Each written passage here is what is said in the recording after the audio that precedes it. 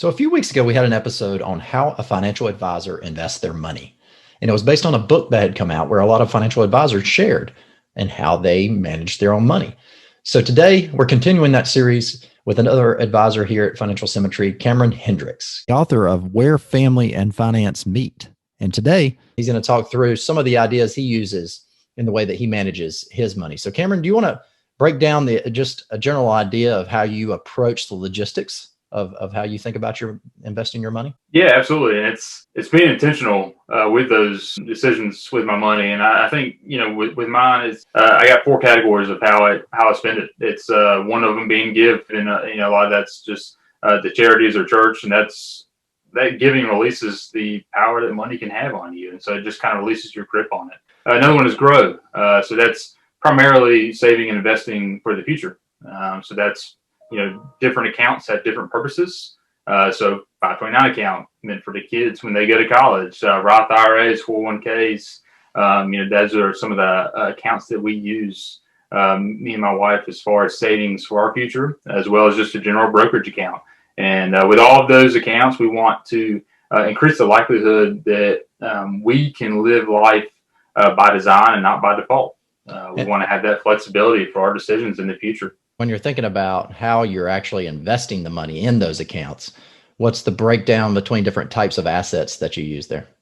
401k through Financial Symmetry. My wife uses a 403b through the hospital. We've got an IRA for her old rollover accounts, the Roth, 529s, brokerage accounts. And they're invested just like we do with our clients. A little bit diversified mutual funds, primarily.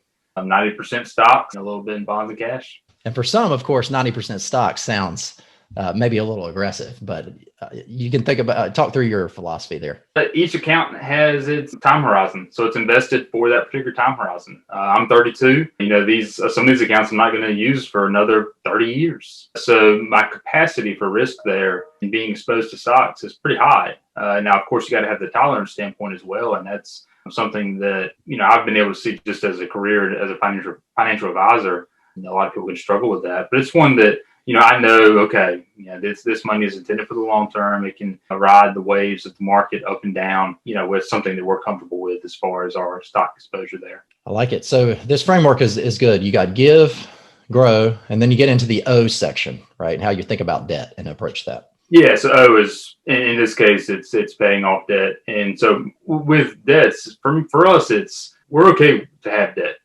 It's going about it in a smart way. And that's always been, when the bank says you can have this much on your mortgage, we didn't go that high. We wanted it to be something reasonable that met our needs, that we were comfortable with, not only living there and using it, but also paying it back. So we wanted to be comfortable with any kind of debt that we took on.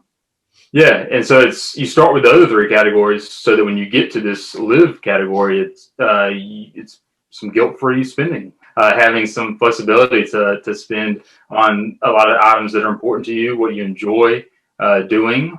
So that could be just something simple as I put a basketball goal on the driveway.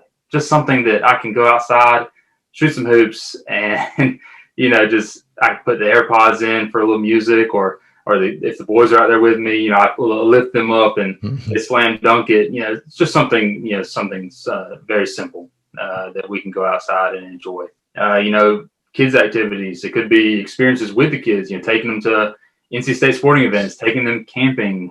We bought a camper a year and a half ago, and that's been wonderful. A great opportunity for us to get out and explore what this area has to offer as a family. Being able to spend knowing that you took care of those bigger, most important things to you, so giving or investing, paying off obligated debt. So now you get to the point where we're not really using a strict budget because we don't need to at this point, because we know what other things are taken care of. What are my values? What are my convictions that allow me to intertwine, all areas of my life so that are integrated, that my financial decisions are supported through what I believe, through my faith, through my just family values, whatever it may be, that everything is cohesive and has a plan together.